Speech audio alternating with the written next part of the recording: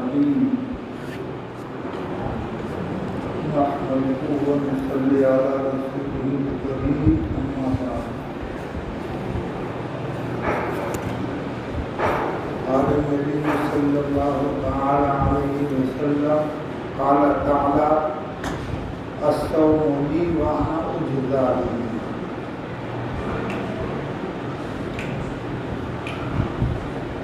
یہ حدیث قدسی ہے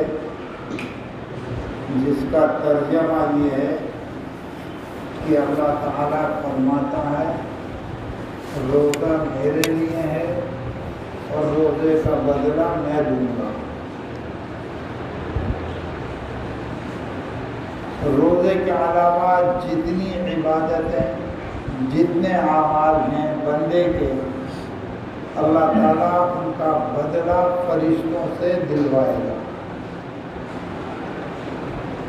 ابھی ہم نے نماز پڑھی, نماز لکھی گئی اللہ کے یہاں.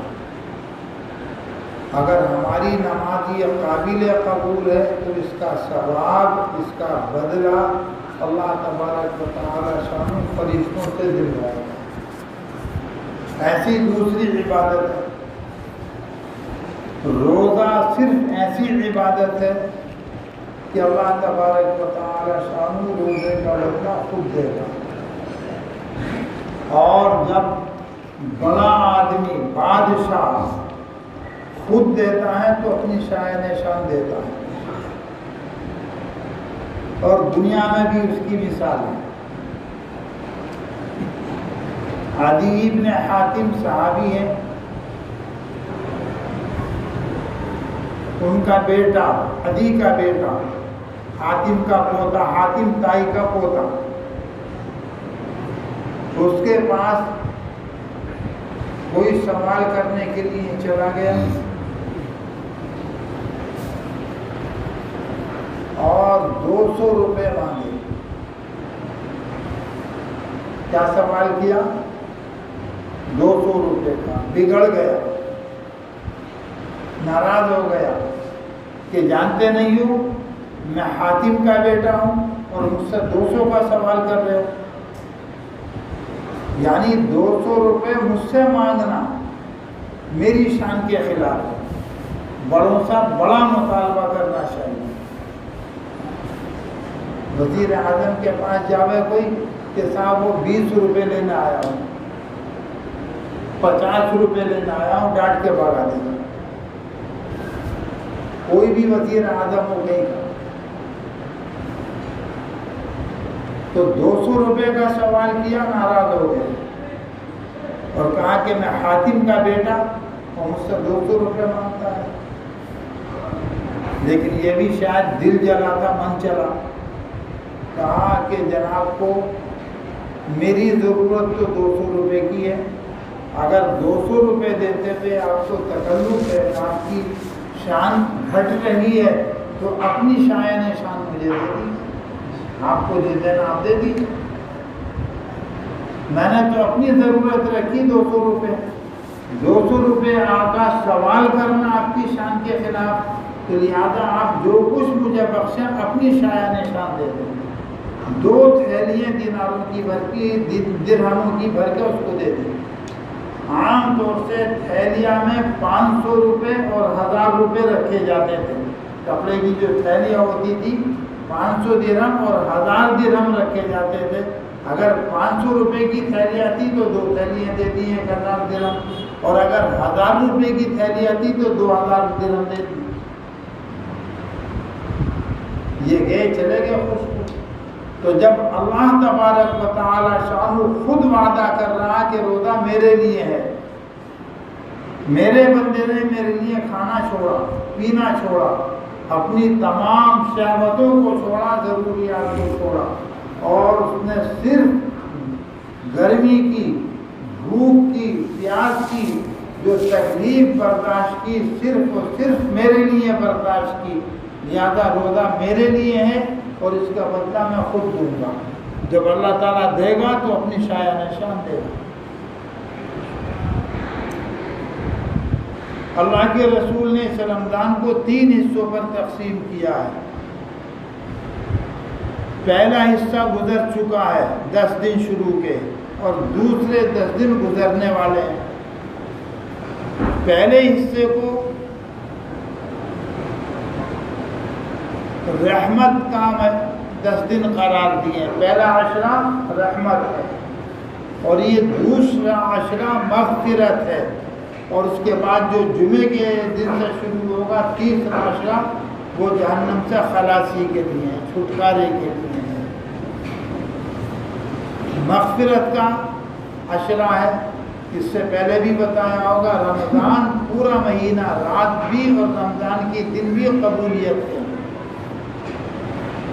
ہمیں اللہ تعالیٰ سے مغفرت طلب کرنا چاہیے، ایمان کامل مانگنا چاہیے، مانگنے کی چیز مانگنی چاہیے۔ قصہ ہے لیکن بالکل صحیح قصہ ہے، تھوڑا سا اس میں تکلف ہے، اس کو ذرا احتیاط سے کہتے ہیں۔ اس عشرے میں اپنے لیے، اپنے اماں ابا کے لیے، زندے ہوں یا مردے، مغفرت کی دعا کرنا چاہیے، اور پوری امت مسلمہ کے لیے مغفرت کی دعا کرنا چاہیے۔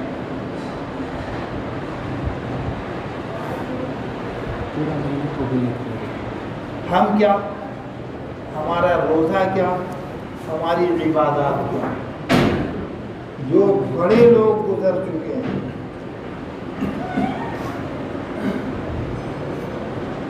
خواجہ عبد القادر جیلانی رحمۃ اللہ علیہ کا اس سے پہلے بھی بتایا ہے، یہ بڑے لوگ ہیں، بہت بڑے لوگ ہیں۔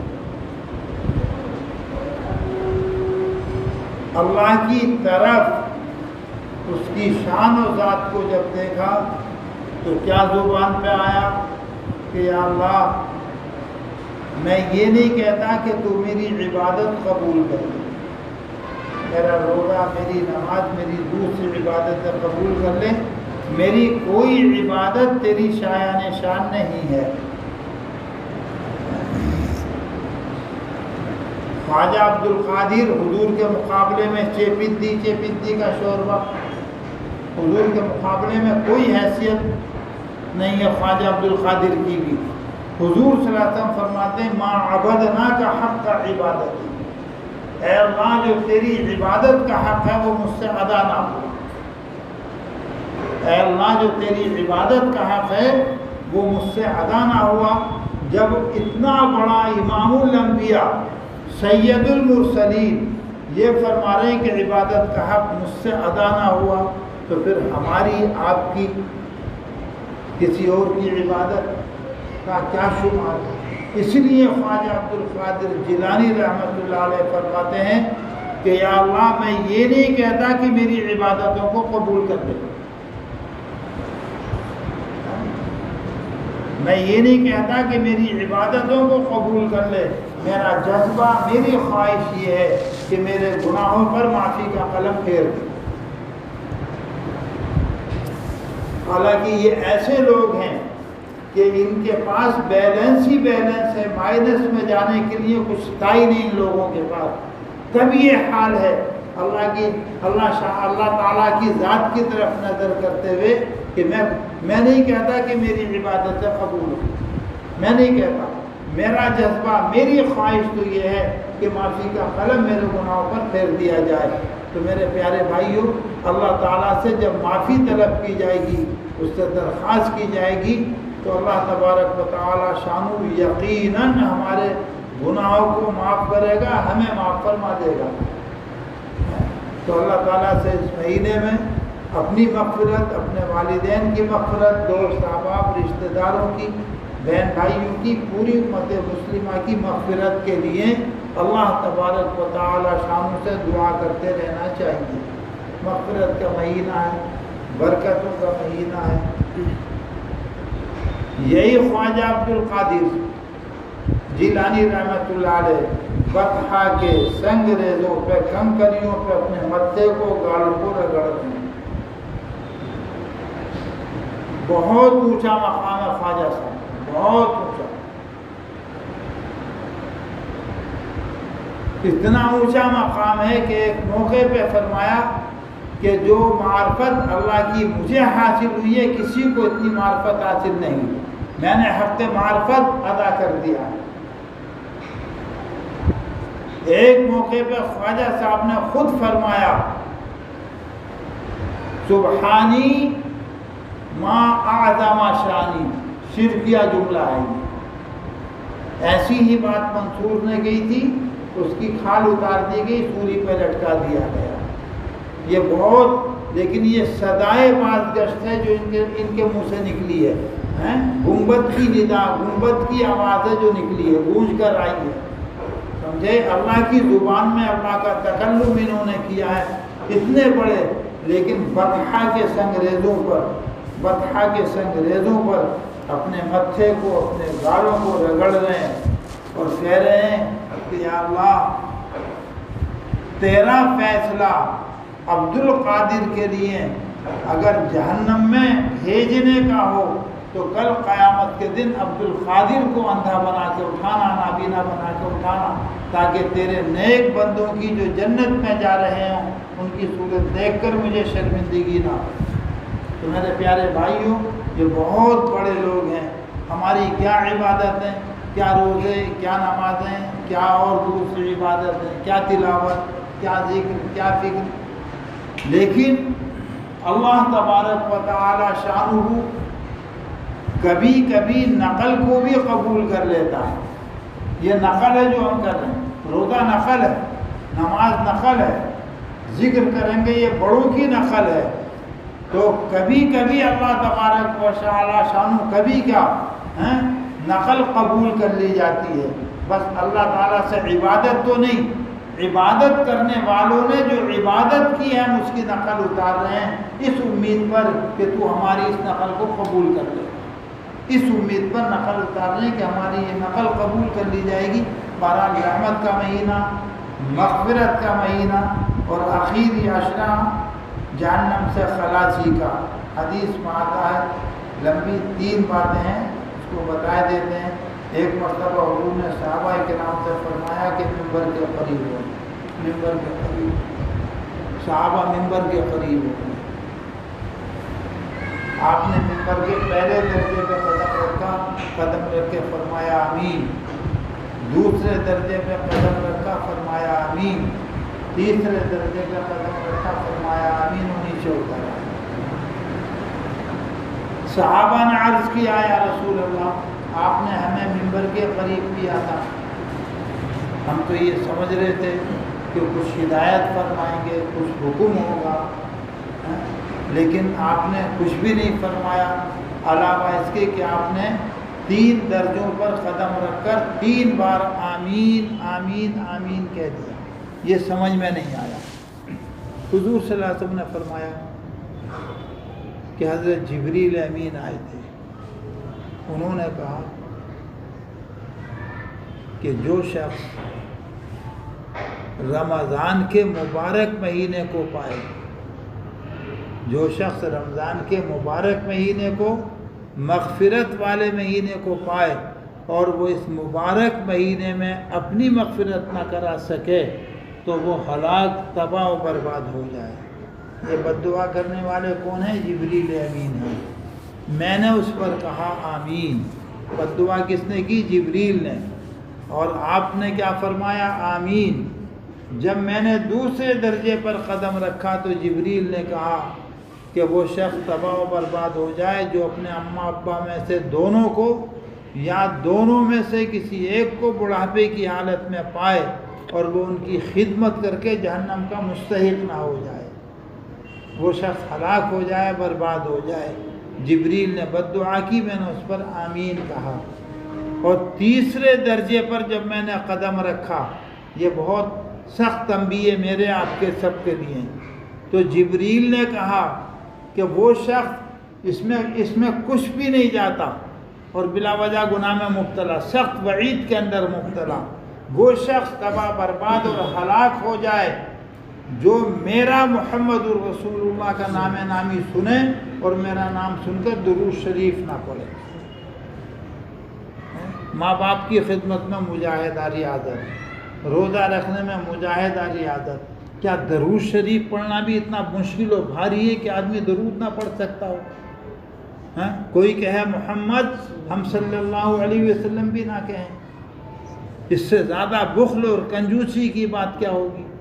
تو جب بھی حضرت محمد الرسول اللہ صلی اللہ علیہ وسلم کا نام سنا جائے اور آپ کا نام سن کر آپ پر درود نہ بھیجا جائے تو جبریل نے کہا کہ وہ شخص ہلاک ہو جائے، اس پر میں نے آمین کہا۔ پیارے بھائیو، بزرگوں، اول تو جبریل کی بد دعا ہی کچھ کم نہ تھی، اول تو جبریل کی بد دعا بھی کچھ کم نہ تھی، کیونکہ ملائے سفلا کے فرشتوں میں سب سے عظیم المرتبت فرشتہ جبریل امین ہے۔ ملائے سفلا، ساتھ میں سدرۃ المنتہا سے نیچے کے حصے کو ملائے سفلا نیچے کا حصہ کہتے ہیں، سب سے افضل فرشتے ہیں۔ اور حضرت محمد الرسول اللہ صلی اللہ علیہ وسلم تمام نبیوں میں، تمام انسانوں میں سب سے افضل، اگر خدا کے بعد کوئی بڑا ہے تو محمد الرسول اللہ صلی اللہ علیہ وسلم کی ذات گرامی بڑی ہے، ورنہ کوئی بڑا نہیں۔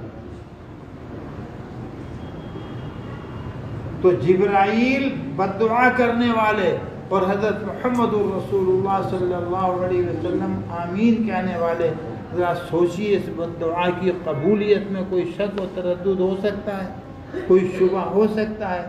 یقیناً یہ قبول ہے۔ لہذا یہ مغفرت کا مہینہ رمضان کا مہینہ ہے، رمضان کے مہینے میں رمضان کے حقوق ادا کر کے، رمضان کے حقوق کیا ہیں؟ قرآن کی تلاوت، توبہ استغفار، درود شریف کی کثرت، لا الہ الا اللہ محمد رسول اللہ کی کثرت، چلتے پھرتے اٹھتے بیٹھتے سبحان اللہ الحمدللہ اللہ اکبر، اپنے لیے، اپنے والدین کے لیے، پوری امت مسلمہ کے لیے مغفرت کی دعا کرنا، یہ رمضان کے خاص اعمال ہیں۔ اللہ تعالیٰ مجھے بھی اور آپ کو بھی ان پر عمل کرنے کی توفیق نصیب فرمائے۔ بس اتنا ہی ہے، باقی ذکر کر لیں، ذکر بھی تھوڑا ہی کر لیں، اگرچہ ہو جائے گا لیکن 7 تسبیح ذکر کافی ہوگا، 7 تسبیح ذکر کر لیں، اس کے بعد اپنے طور پر درود شریف پڑھتے رہیں۔ 13 تسبیح کل دیکھیں گے انشاءاللہ، اگر وقت رہا، اتنا وقت رہا جتنا وقت آج ہے تو 13 تسبیح کا ذکر کل کریں گے۔ آج صرف 7 تسبیح، 200 مرتبہ لا الہ الا اللہ، لا الہ الا اللہ، 200 مرتبہ، 200 مرتبہ الا اللہ، الا اللہ، الا اللہ، 200 مرتبہ اللہ اللہ، اللہ اللہ، 100 مرتبہ اللہ اللہ، اللہ اللہ۔ بس آج اتنا ذکر کر لیں۔ خشکی بھی ہے، موسم بھی گرم تھا اور سفر بھی مسلسل چل رہا ہے۔ اب انشاءاللہ کل تک کچھ تھوڑا بہت آرام ملے گا تو کل زیادہ دیکھیں گے انشاءاللہ، بات بھی زیادہ بتائیں گے۔ بات تو آپ کی وجہ سے آتی ہے، جیسا آپ چاہتے ہیں ویسی باتیں ہوتی رہتی ہیں، اور اتنی دیر تک جتنی دیر آپ چاہتے ہیں۔ مجھے کچھ نہیں آتا علاوہ اس کے جو اللہ ڈال دے آپ کی برکت سے۔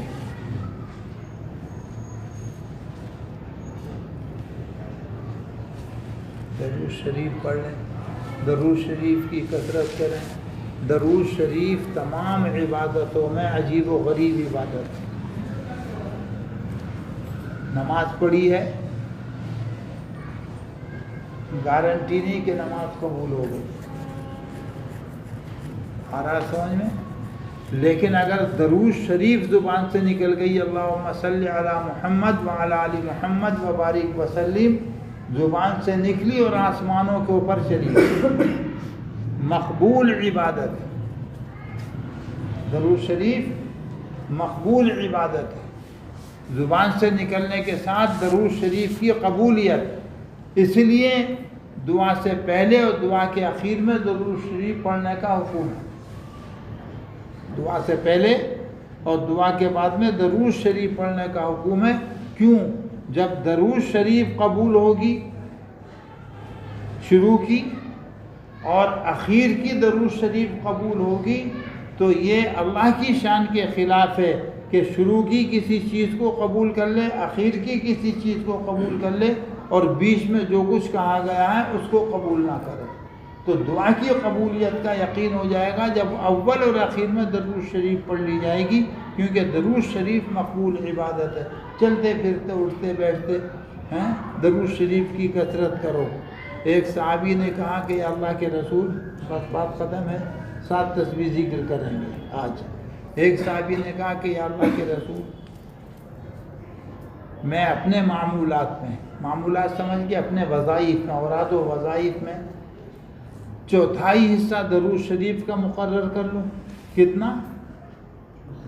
مجھے 1 گھنٹہ قرآن پڑھنا ہے، مثلا 1 گھنٹہ درود پڑھوں، کتنے ہو گئے؟ 2 حصے۔ 1 گھنٹہ نفل نماز پڑھوں، 1 گھنٹہ لا الہ الا اللہ کی تسبیح کروں، یہ 4 گھنٹے ہیں۔ 1 گھنٹہ درود، 1 گھنٹہ تلاوت، 1 گھنٹہ نماز، 1 گھنٹہ دوسری عبادت۔ تو یہ 1/4 درود کا اپنا معمول، درود کو 1/4 بنا لوں کہ تم جانو، اگر زیادہ کرو گے تو اچھا ہے۔ کیا فرمایا؟ تم جانو، زیادہ کرو گے تو اچھا ہے کہ حضرت 1/3 درود اور 2/3 باقی معمولات کے تم جانو، زیادہ کرو گے تو اچھا ہے۔ وہ بولے کہ آدھا کر لوں، آدھا وقت درود شریف پڑھا کروں اور آدھے وقت میں دوسرے عمل کر لیا کروں کہ تم جانو، زیادہ کرو گے تو اچھا ہے۔ پھر 1/3 اور 1/4 پہ بات آ گئی، آپ نے تب بھی یہی فرمایا کہ زیادہ کرو گے تو اچھا ہے۔ تو ان صحابی نے کہا کہ یا اللہ کے رسول، پھر تو میں اپنا عمل کل کا کل عمل درود شریف ہی رکھوں گا کہ ذالک خیر لک، یہ تیرے لیے بہتر ہو۔ تو جتنی درود شریف ہو، حدیث میں آتا ہے، ایک تو حدیث بطاقہ ہے، ایک شخص کو پیش کیا جائے گا اللہ کی عدالت میں، 99 فائلیں ہوں گی گناہوں سے بھری ہوئی، ایک پلڑے میں رکھ دی جائے گی۔ ایک فائل، ایک پرچی ہوگی جس پہ لا الہ الا اللہ لکھا ہوا ہوگا، وہ دوسرے پلڑے میں رکھ دیا جائے گا۔ یہ اتنی سی پرچی کا پلڑا بھاری ہو جائے گا اور بخشش ہو جائے گی۔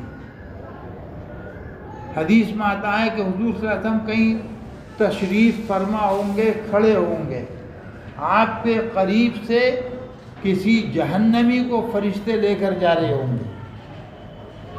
بابا دھیان سے سن لو، فرشتے کھڑے ہو، حضور کھڑے ہوں گے، فرشتے کسی جہنمی کو آپ کے سامنے سے لے کر گزریں گے، حضور روک لیں گے اس کو، کہاں لے کے جا رہے ہو؟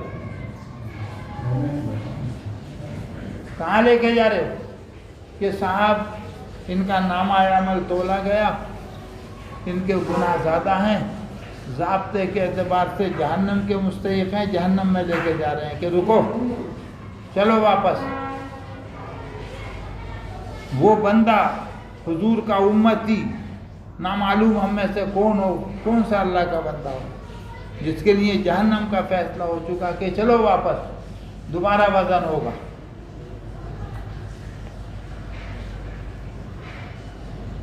اس کے نامہ اعمال رکھے جائیں گے، نیکیاں و بدیاں۔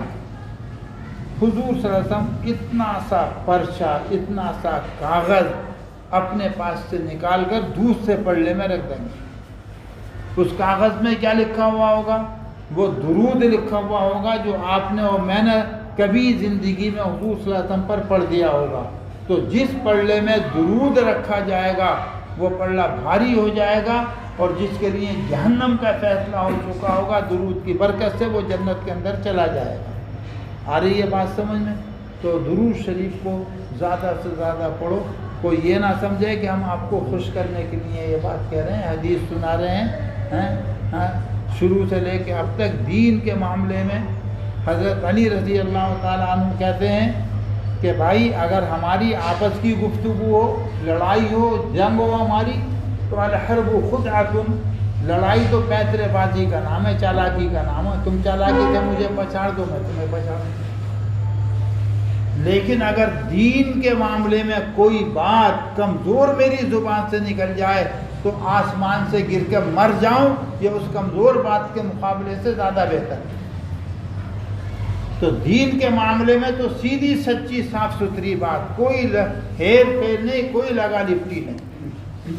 تو خوش کرنا نہیں ہے، درود کی فضیلت بیان کرنا ہے کہ جس کے لیے جہنم کا فیصلہ ہو چکا ہے اور وہ فرشتے قید کر کے اس کو لے کے جا رہے ہوں گے. حضور کہیں گے واپس چلو، وزن دوبارہ ہوگا، اور درود کا پرچہ ایک پلڑے میں رکھ دیں گے. تو جس پلڑے میں سرکار درود کا پرچہ رکھیں گے وہ پلڑا بھاری ہو جائے گا، اور یہ شخص جس کے لیے جہنم کا فیصلہ ہو چکا ہوگا درود کی برکت سے جنت میں چلا جائے گا.